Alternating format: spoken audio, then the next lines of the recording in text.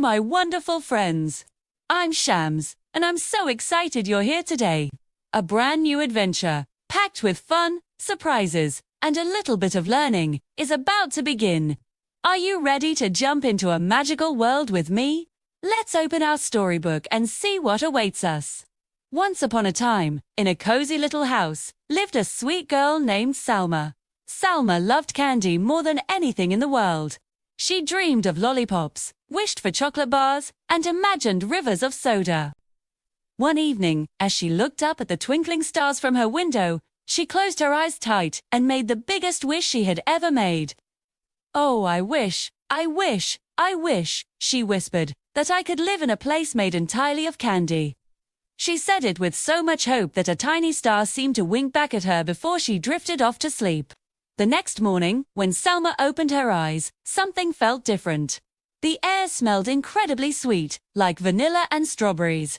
She sat up and gasped. She wasn't in her bedroom anymore. She was in the most amazing town she had ever seen. The houses weren't made of bricks and wood.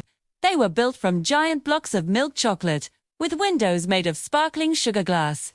The doors were big, chewy gingerbread cookies decorated with colorful frosting swirls. Salma blinked, thinking she was still dreaming. She reached out and touched the wall of the nearest house. It was real. A piece of chocolate crumbled into her hand. She popped it into her mouth. It was the most delicious chocolate she had ever tasted. She looked down at the ground. The streets weren't paved with stone but with smooth, golden caramel that was just a little bit sticky under her shoes. And where there should have been rivers and fountains, there were streams of bright red strawberry juice and bubbling orange soda flowing gently through the town. The trees had lollipop leaves and gumdrop flowers, and the bushes were made of fluffy pink and blue cotton candy. It was a dream come true. Salma couldn't believe her luck. Her wish had been granted. She was in Candy Town with a joyful laugh. Salma started her delicious adventure. She skipped down the caramel street, taking a big bite out of a chocolate fence post. Yum! Then she saw a garden where gummy bears grew on vines like grapes. She plucked a handful and ate them all. They were so chewy and fruity. She ran to a river of juice and cupped her hands, taking a long, sweet drink. It was so refreshing. Everything she saw, she tasted. She nibbled on a marshmallow lamppost, licked a candy cane signpost, and broke off a piece of a licorice bench to chew on. She was so happy. "This is the best place in the universe," she shouted with a full mouth. She ate and ate and ate, running from one sweet treat to the next, never wanting the fun to end. Salma's spent the whole day exploring and eating. She ate so much chocolate she felt like she could build her own little chocolate hut. She ate so many gummy bears that her tummy felt like a bouncy castle. She drank so much juice that she felt like a big water balloon.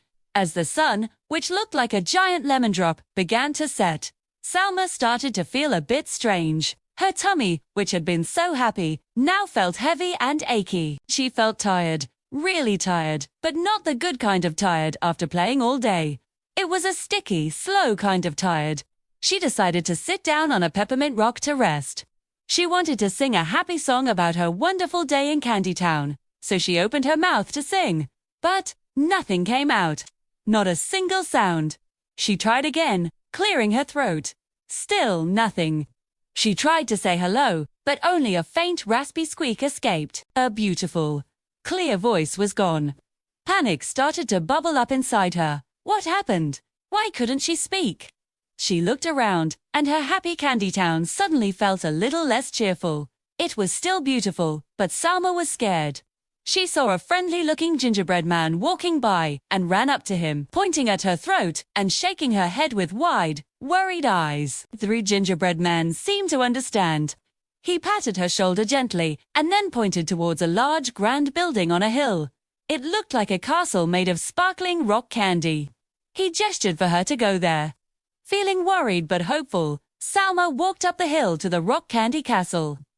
Inside, sitting on a throne made of a giant jawbreaker, was a kind-faced old man with a long, white beard made of spun sugar.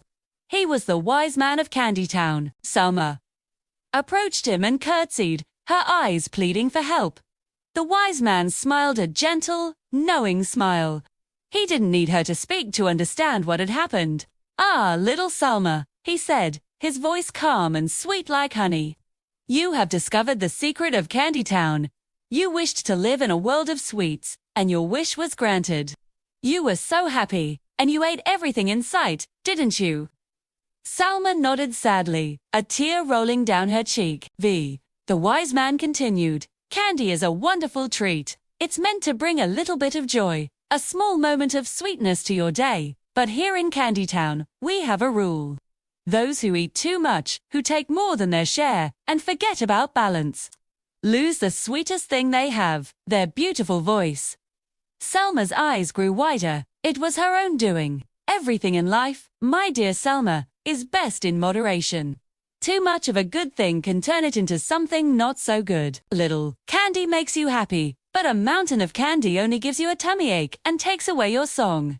He leaned forward and offered her a glass of pure, clear water. This is the only cure, he said softly. And a promise to remember the lesson you've learned today. Salma took the glass of water and drank it all. It tasted surprisingly good after a whole day of nothing but sugar. As she finished, she felt a little better. She tried to say thank you. And this time, a small, quiet voice came out.